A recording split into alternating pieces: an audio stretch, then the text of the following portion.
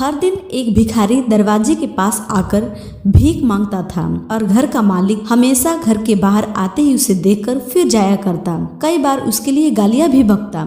वो कहता, तू जिंदा ही क्यों है? पूरी जिंदगी ऐसे ही भीख मांगेगा क्या? धरती का बोझ क्यों बना बैठा है? और कभी कभी उस भिखारी को गुस्से में वो धक्का भी मार दिया करता। इतना कुछ होने के बावजूद भिखारी के मुंह से सिर्फ इतना निकलता कि भगवान तुम्हारे पापों को माफ करे। एक बार सेठ को धंधे में बड़ा नुकसान होने की खबर मिली। सेठ बहुत परेशान था कि तभी उसके दरवाजे पर वह भिखारी आया। गुस्से में अपना आपा खोते हुए सेठ ने उस भिखारी को पत्थर दे मारा।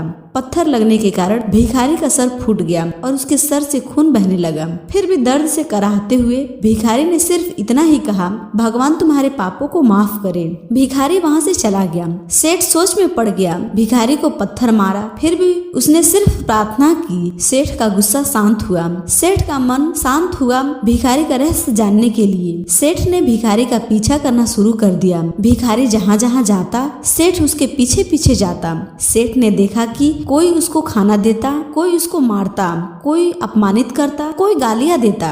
लोग भिखारी के साथ चाहे जैसा व्यवहार करते, लेकिन भिखारी सबके लिए एक ही प्रार्थना करता, भगवान तुम्हारे पापों को माफ करे। अब रात होने को आई थी। भिखारी अपने घर जाने के लिए लौटा। वो अपने घर पहुंच गया, लेकिन सेठ अब भी उसका पीछा कर ही रहा था। एक पुरानी टूटी हुई खटिया पर एक बूढ़ी औरत लेटी हुई थी। काफी कमजोर और बीमार लग रही थी। वह भिखारी की पत्नी थी। अपने पति को वापस आता देख वह खाट से उठ खड़ी हुई। पत्नी ने अपने पति के भीख वाले कटोरे में देखा, उसमें सिर्फ आधी बासी रोटी थी। उसे देखकर वह बोली, आज बस इतना ही मिला? और हाँ, आपके सिर से खून निकल रहा है, ये चोट कैसे लगी? बूढ़ा भिखारी बोला, आज बस इतना ही मिला, किसी ने कुछ दिया ही नहीं। सब ने गालियां दी और एक ने पत्थर भी मारा, इसलिए मेरा सर फट गया।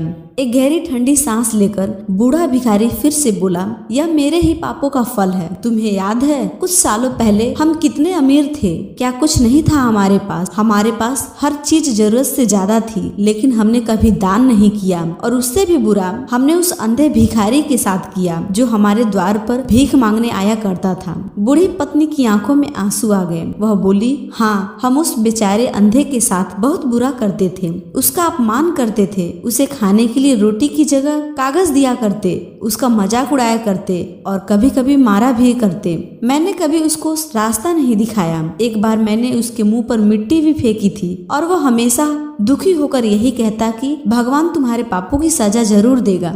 उसका श्राप सच हुआ और हम इस दुख भरी जिंदगी में आ गए। भिखारी बोला, हाँ, उसका श्राप सच हुआ, इसलिए मैं किसी को बद्दुआ नहीं देता। चाहे कोई मेरे साथ कैसा भी बर्ताव करे, मैं हमेशा उसके लिए प्रार्थना करता हूँ। मैं नहीं चाहता कि कोई भी हमारे जैसी जिंदगी का अनुभव करे, किसी को भी हमारे जैसे दुखों का सामना करना पड़े। वो नहीं जानते कि वह कितना बड़ा पाप कर रहे हैं, इसलिए अनजाने में हुए पाप की ऐसी सजा किसी को भी मिले मैं नहीं चाहता। सेठ वहीं पर छुपकर ये सारी बातें सुन रहा था। अब उसे सब कुछ समझ में आ गया था। भिखारी और उसकी पत्नी ने वह आधी रोटी मिल बांटकर खाए और भगवान का धन्यवाद बोलकर सो गए। अगले दिन वह भिखारी फिर से भीख मांगने गया। सेठ के घर के पास जाता है। सेठ ने पहले से गर्म रोटी उसके लिए निकाल कर रखी थी। उसे देते हुए सेठ विनम्रता से बोला, माफ कर दीजिए बाबा, उसे बहुत बड़ी गलती हो गई। बूढ़ा भिखारी बोला, भगवान तेरा भला करे। इतना कहकर वह आगे निकल गया। इस कहानी से हमें यह सीख मिलती है कि आदमी चाहे किसी के बारे में बुरा कहे या भला करे, लेकिन भगवान सिर्फ कर्म के हिसाब से उसको फल देता है। क्या हुआ अगर भगवान नहीं दिखता?